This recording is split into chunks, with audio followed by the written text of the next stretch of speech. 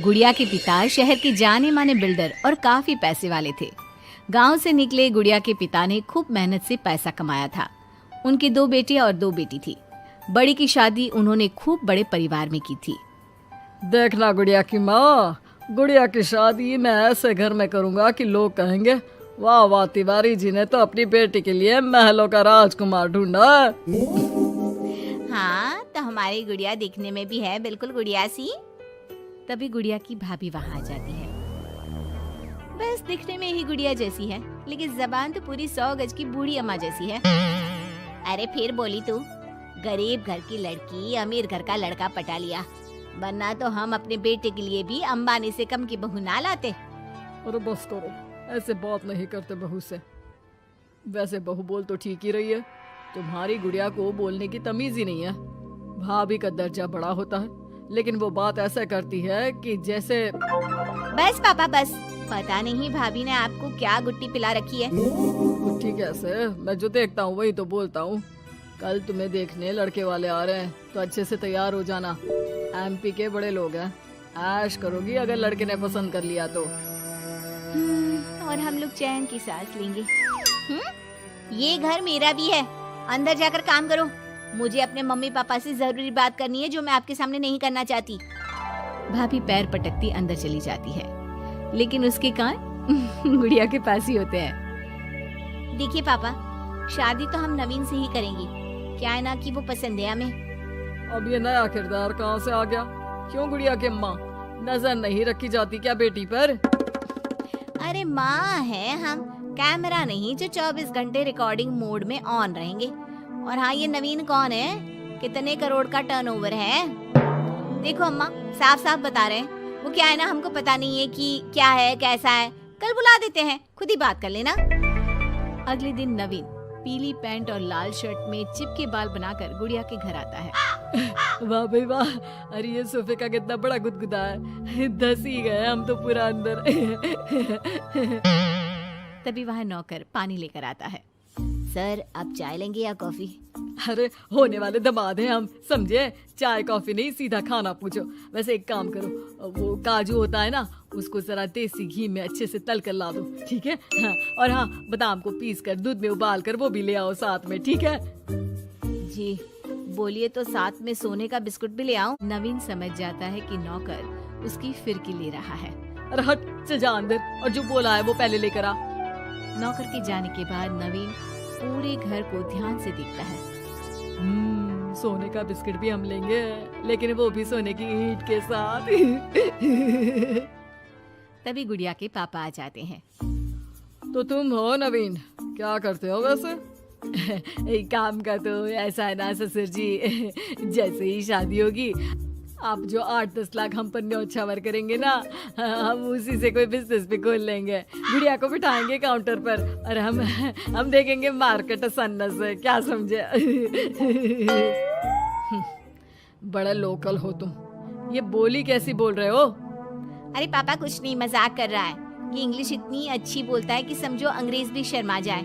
आपका टेस्ट ले रहा है पापा? ना ना, मैं फेल भी हो जाऊं इस टेस्ट में तो कोई प्रॉब्लम नहीं है, लेकिन इस लड़के से तेरी शादी कतई नहीं होने दूंगा। टक से बोलता है ये बुड्ढा तो, टक से। सुन, भाग कर शादी कर लेंगे तो क्या कर लेंगे? अच्छा रुको ना, मैं जल्दी से 2 कपड़े बांध कर ले आती हूँ। हाँ, और वो माँ के गहने भी। कौन से वाले, हीरे वाले या सोने वाले? मिक्स कर देना, देख लेंगे।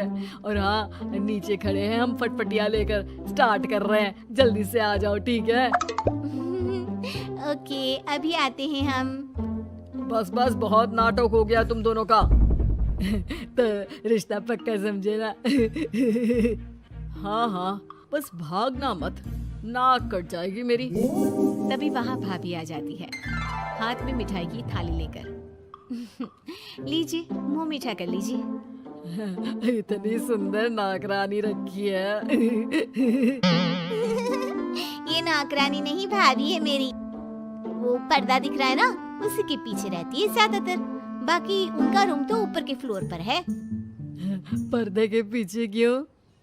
अरे वहाँ से इनका अपना ब्रॉडकास्ट चैनल चलता है ना, कौन आया कौन गया, किसने क्या बात की, इसकी सारी रिपोर्टिंग पूरे दिन करके रात में ये हमारे घर का बुलेटिन टेलीकास्ट करती है।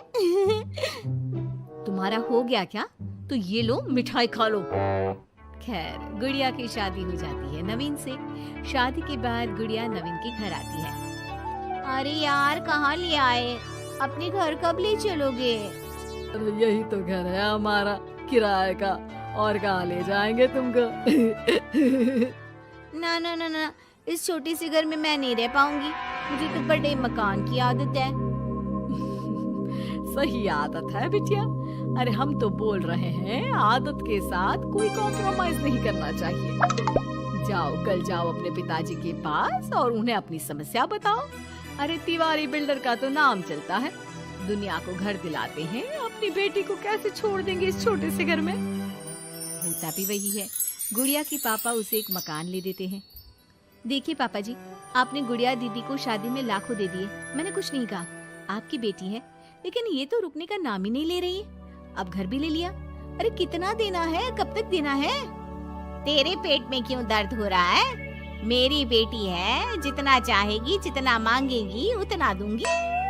उधर गुड़िया के ससुराल में, मैं आज नाश्ते में कुछ हेल्दी लूंगी, मेरे लिए कोई कुक है क्या? जो है मैं ही हूँ, बताओ क्या खाना है? सारा दिन तो मैं घर पर ही रहता हूँ। क्यों, काम पर नहीं जाओगी क्या? अरे काम किसके पास है? मेरे पास तो कोई काम ही नहीं है। अरे कैसी बात कर रहा है बेटा? तिवारी जी की बेटी से शादी की है, कोई मजाक थोड़ी ना है।